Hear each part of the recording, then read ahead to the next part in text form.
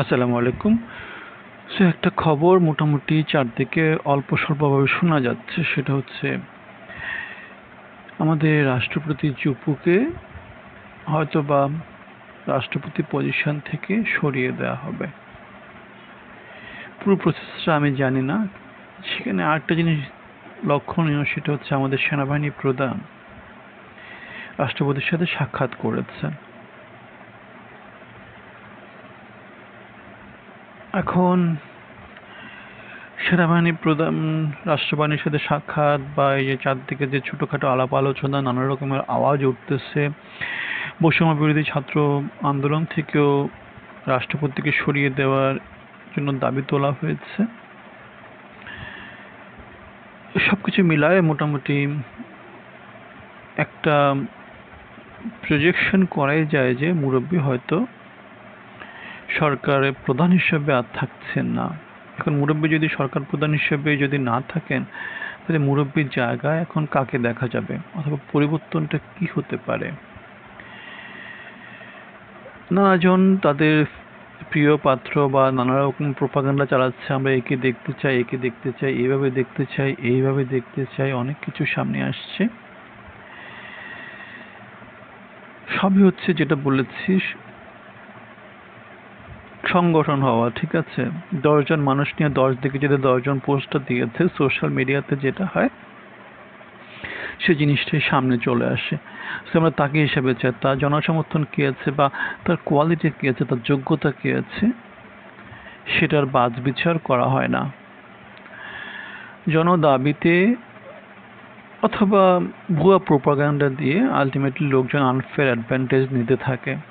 সমাজে যদি শান্তি, সমাজে যদি বৈষম্য দূর করতে হয়, সমাজে যদি ইকুইটি প্রতিষ্ঠা করতে হয়, সমাজটাকে যদি জ্ঞানভিত্তিক করতে হয়, সেখানে সবসময় যথাযথ বাছাই প্রক্রিয়ার মধ্য দিয়ে সব কিছু উত্তীর্ণ হওয়া উচিত। যেমন সারা পৃথিবীতে যে প্রেসিডেন্ট নির্বাচনগুলো হয়, লোকজনের ভোট নিয়ে কিন্তু প্রেসিডেন্ট হয়। এই যে বারাক ওবামা অথবা আমাদের জো বিডেন, এখন যারা কামালা হ্যারিস এবং প্রেসিডেন্ট ট্রাম্প, সারা দেশব্যাপী কিন্তু কি করতে হচ্ছে, ভোট নিতে হচ্ছে। ভোট নিয়ে তারা তারপরে কিন্তু প্রেসিডেন্ট হবে, জনমত নিয়ে, একদম চুল ছাড়া বিশ্লেষণ করে। সো আমাদের এখানে যদি যথাযথ সিলেকশন বডির মধ্য দিয়ে বায়োডাটা বিচার করে, যোগ্যতা বিচার করে, ঠিক আছে, তার পেছনের ক্যারিয়ারটাকে বিচার করে যদি কোনো রকম নিয়োগ বদলি পদায়ন এগুলো যদি না করা হয়, তাহলে হাসিনা গিয়েছে কিন্তু চুপ্পু গিয়েছে, চুপ্পু যাবে, কিন্তু ওই একই রকম করে নতুন নতুন চুপ্পু, নতুন নতুন হাসিনা কিন্তু ক্ষমতায় আসবে। এবং আমার মতো, আপনার মতো খেটে খাওয়া মানুষদের জন্য কিন্তু দিন শেষে খুব বেশি কিছু চিন্তা করার, খুব বেশি কিছু আশা করার থাকবে না। যার বয়স যত, যার চামচা যত, যে যত বেশি সংগঠিত, যার বয়সটা যত বেশি লোক শুনতে পায়, তার জন্য তত বড় একটা চিজ, ঠিক আছে? সো আমরা আশা করব যেখানে যেখানে শূন্যপদ তৈরি হচ্ছে, সেখানে সেখানে যথাযথ বাছাই প্রক্রিয়ার মধ্য দিয়ে, সিলেকশন প্রসেসের মধ্য দিয়ে যথাযোগ্য লোকগুলোকে সেখানে বসানো হবে। বাংলাদেশের অর্থ মন্ত্রণালয়ের যে উপদেষ্টা আছেন, আমি কোথায় জেনে দেখেছি, তিনি হচ্ছেন পতিত সরকারের কোনো এক মন্ত্রীর বা কিছু একজনের আত্মীয়, ঠিক আছে? সো একই সার্কেলে কিন্তু ঘোরাঘুরি করছে, সে আমার আত্মীয়, আমি তাকে চিনি। চুপ্পু সরে যাচ্ছে কেন? চুপ্পুতে তাদের সাথে দোষ কোথায়? এখন আপনি যদি আত্মীয়কে বসাতে পারেন, চুপ্পু তো হয়তো বা এমন হতে পারে যে কোনো একজন রাজনৈতিক দলে যারা এখন বৈষম্য বিরোধী আন্দোলনের অনেক বড় নেতা, তাদের আত্মীয় খুঁজতে পাওয়া যেতে পারে। তাহলে চুপ্পুকে কেন সরাতে হবে? অর্থ উপদেষ্টা হচ্ছে কার আত্মীয়?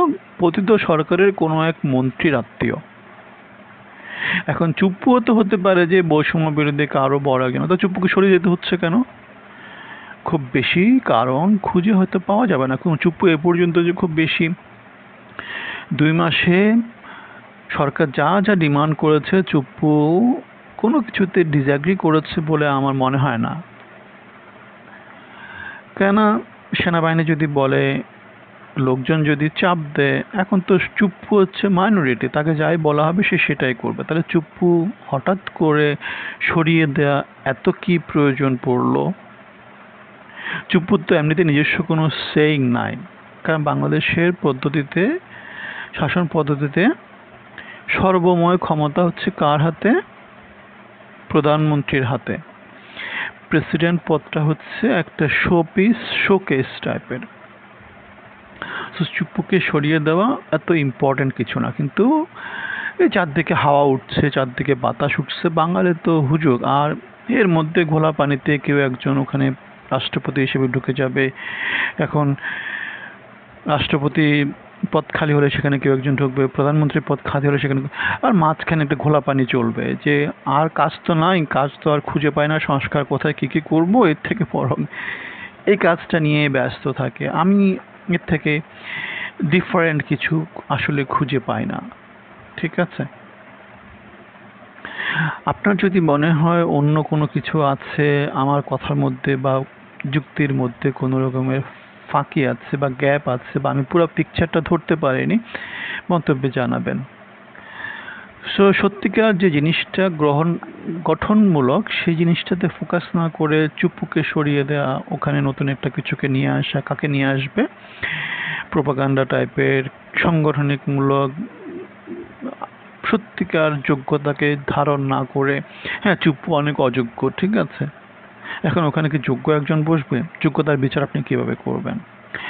পুলটা কিভাবে আসবে? সেই প্রভাবশালী লোকজনের প্রভাব বলয়ে যারা আছে তাদেরকে ঢুকানো হবে।